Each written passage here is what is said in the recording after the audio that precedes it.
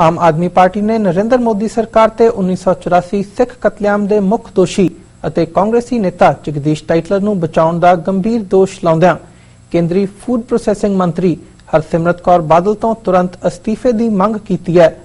Aam Aadmi party ਦੇ leaders ਵੱਲੋਂ ਜਾਰੀ ਇੱਕ ਸਾਂਝੇ ਬਿਆਨ ਵਿੱਚ 1984 ਦੇ ਪੀੜਤ ਸਿੱਖ ਪਰਿਵਾਰਾਂ ਨੂੰ ਇਨਸਾਫ ਦਿਵਾਉਣ ਲਈ ਦਹਾਕਿਆਂ ਤੋਂ ਕਾਨੂੰਨੀ ਲੜਾਈ ਲੜ ਰਹੇ ਵਕੀਲ ਅਤੇ ਪਾਰਟੀ ਦੇ ਸੀਨੀਅਰ ਨੇਤਾ एचएस फूलका ਅਤੇ संसद ਮੈਂਬਰ ਭਗਵੰਤ ਮਾਨ ਨੇ ਕਿਹਾ ਕਿ यूपीए ਦੀ ਤਰਜ਼ ਤੇ ਮੋਦੀ ਸਰਕਾਰ ਵੀ ਜਗਦੀਸ਼ ਟਾਈਟਲਰ ਨੂੰ ਬਚਾਉਣ ਦੀ ਪੂਰੀ ਵਾਹ ਲਾ ਰਹੀ ਹੈ। ਆਗੂਆਂ ਦਾ ਕਹਿਣਾ ਹੈ ਕਿ ਅਕਾਲੀਆਂ ਦੇ ਮੁਖੀ ਦੋਵੇਂ ਬਾਦਲ ਸਿੱਖਾਂ ਨਾਲ ਧਰੋਹ ਕਮਾ ਰਹੇ ਹਨ ਕਿਉਂਕਿ ਟਾਈਟਲਰ ਨੂੰ ਬਚਾਉਣ ਲਈ ਅਕਾਲੀ ਵੀ ਮੋਦੀ ਸਰਕਾਰ ਦਾ ਸਾਥ ਦੇ ਰਹੇ ਹਨ।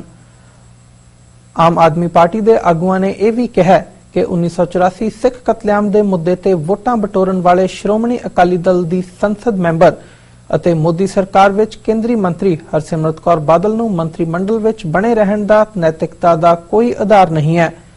ਆਮ ਆਦਮੀ ਪਾਰਟੀ ਨੇਤਾਵਾਂ ਨੇ ਕਿਹਾ ਕਿ ਬੀਤੇ ਮੰਗਲਵਾਰ ਨੂੰ ਦਿੱਲੀ ਦੀ ਕੜਕੜਡੁਮਾ ਅਦਾਲਤ ਵਿੱਚ ਜਗਦੀਸ਼ ਟਾਈਟਲਰ ਦੇ ਖਿਲਾਫ ਜਾਂਚ ਦੀ ਸਟੇਟਸ ਰਿਪੋਰਟ ਸੰਬੰਧੀ ਸੀਬੀਆਈ ਦੁਆਰਾ ਵਰਤੀ ਗਈ ਕੋਤਾਹੀ ਦੇ ਪਿੱਛੇ ਟਾਈਟਲਰ ਨੂੰ ਬਚਾਉਣ ਲਈ ਮੋਦੀ ਸਰਕਾਰ ਦੀ ਇੱਕ ਸੋਚੀ ਸਮਝੀ ਸਾਜ਼ਿਸ਼ ਹੈ।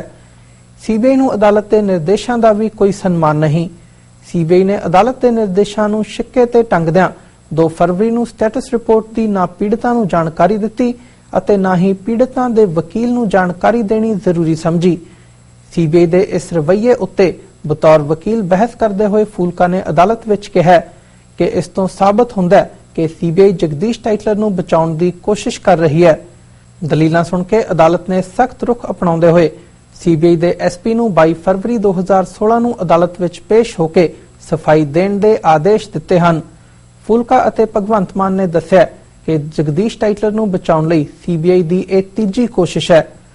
2 ਵਾਰ ਕਾਂਗਰਸ ਦੀ ਸਰਕਾਰ ਦੌਰਾਨ ਜਗਦੀਸ਼ ਟਾਈਟਲਰ ਨੂੰ ਕਲੀਨ ਚਿੱਟ ਦੇ ਚੁੱਕੀ ਹੈ ਜਦਕਿ ਮੋਦੀ ਸਰਕਾਰ ਦੇ ਕਾਰਜਕਾਲ ਦੌਰਾਨ ਤੀਜੀ ਵਾਰ ਕਲੀਨ ਚਿੱਟ ਦੇਣ ਦੀ ਇਹ ਕੋਸ਼ਿਸ਼ ਹੋ ਰਹੀ ਹੈ।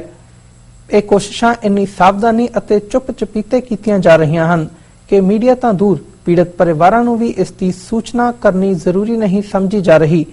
सीबीआई ने इस बार बड़ी चलाकी नाल जगदीश टाइटलर को बचाने की कोशिश की है। सरदार फूलका ने कहा कि उन्होंने किसी स्रोत द्वारा जानकारी मिली सी जिस तो बाद उन्होंने अदालत तक पहुंच की अते अदालत अगे दलीलां पेश कीतियां। आम आदमी पार्टी के नेतावां का कहना है कि पहला जिहड़े शासन के दौरान जगदीश टाइटलर को बचाने के हथकंडे अपनाए जा रहे सन ਉਹ ਹੁਣ 19 ਹਥਕੰਡੇ ਮੋਦੀ ਸਰਕਾਰ ਦੁਆਰਾ ਵੀ ਅਪਣਾਏ ਜਾ ਰਹੇ ਹਨ। ਇਸ ਲਈ ਹਰਸਿਮਰਤ ਕੌਰ ਬਾਦਲ ਤੁਰੰਤ ਮੋਦੀ ਸਰਕਾਰ ਦੇ ਮੰਤਰੀ ਪਦ ਦੇ ਅਹੁਦੇ ਤੋਂ ਅਸਤੀਫਾ दे दें। दोस्तों, 2 मसलों पे आज आपसे बात करनी है। एक तो हमारे साथ हमारे बहुत वरिष्ठ साथी फुल्का जी हैं जो 84 के जो कत्लेआम है और उस पर जिस तरीके से सीबीआई टाल मटोल का रवैया अख्तियार किए हुए है, करीब 32 साल बाद भी जगदीश टाइटलर के मसले पर वो अपने आप में बहुत ही शर्मनाक है और उस पर फुल्का जी पक्ष रखेंगे। दूसरी तरफ अभी थोड़ी देर पहले दिल्ली के मेयरों ने जिस तरीके से लोगों को गुमराह करने की कोशिश की और अपने आप को हास्य का पात्र बनाया है, उस पर पार्टी की तरफ से पक्ष रखने के लिए भाई संजय जी और दिलीप जी भी हैं, ये अपना रखेंगे। लेकिन सबसे पहले मैं फुल्का जी से निवेदन करूंगा कि वो सीबीआई के मसले पर अपनी राय को सामने रखें और पार्टी का पक्ष रखें। जगदीश टाइटलर के केस में पहले कांग्रेस के टाइम पे 2 बार सीबीआई ने जगदीश टाइटलर को क्लीन चिट दी और दोनों बार हमने कोर्ट से वो क्लीन चिट रिजेक्ट करवाई। और जब वो क्लीन चिट कांग्रेस ने दी तब उस वक्त बीजेपी और अकाली दल ने पार्लियामेंट में ये मुद्दा उठाया कि ये सरकार ये गलत तरीके से टाइटल को बचाने के लिए सीबीआई से क्लीन चिट दिलवा रही है।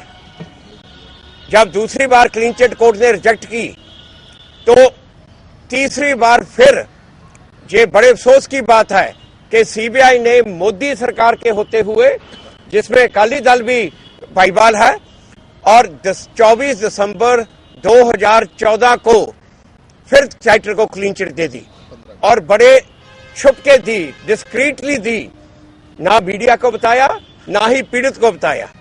मुझे 24 दिसंबर 2014 मुझे कहीं से पता चला, तो हम कोर्ट में गए और कोर्ट को में उसको चैलेंज किया। नहीं तो ये चाहते थे कि उसको चुप चिपीते ही कोर्ट से मंजूर करा लिया जाए। जब कोर्ट में चैलेंज किया तो कोर्ट ने सुनने के बाद सीबीआई को फटकार लगाई। 4 दिसंबर 2015 को कोर्ट ने तीसरी बार क्लीन चिट रिजेक्ट की और उसमें अपने ऑर्डर में लिखा, जो जज सौरभ प्रताप सिंह ललेर कि सीबीआई को जो इन्वेस्टिगेशन करनी चाहिए थी वो उन्होंने नहीं की, और इसलिए कहा कि अब ये कोर्ट इस केस को मॉनिटर करेगी, इस इन्वेस्टिगेशन को, और डायरेक्ट किया सीबीआई को कि 2 फरवरी को आप स्टेटस रिपोर्ट फाइल करो कि इसमें प्रोग्रेस क्या है। अब कल कोर्ट में जब ये केस लगा तो बड़ी हैरानी की बात है, सीबीआई ने ना कोई स्टेटस रिपोर्ट फाइल की, ना ही सीबीआई का कोई अफसर कोर्ट में जाके पेश हुआ ये बताने के लिए कि इसमें क्या प्रोग्रेस है और सीबीआई ने अब तक क्या किया है। तो हमारे आर्गुमेंट के बाद कोर्ट ने सीबीआई के एसपी को डायरेक्ट किया है कि वो कोर्ट में पेश हो और पेश होकर इसमें जवाब दे। 22 फरवरी के लिए ये पेश किया है। अब बात ये होती है कि मोदी सरकार जगदीश टाइटलर को क्यों बचाना चाहती है। हमें जो शक है कि कल जो सीबीआई ने कोर्ट के आगे पेश नहीं हुई और रिपोर्ट नहीं पेश की, इसकी वजह ये लग रही है क्योंकि वो जज एसपीएस ललेर की ट्रांसफर हो रही है और अगले हफ्ते वो बदल रहे हैं।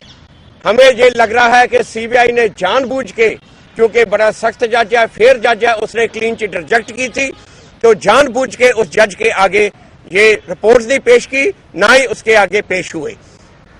इस तरह की मैनिपुलेशन ये हमने कांग्रेस सरकार में तो देखी थी, मगर अब ये इस मोदी सरकार में, भाजपा और अकाली दल की सरकार में भी होनी शुरू हो गई।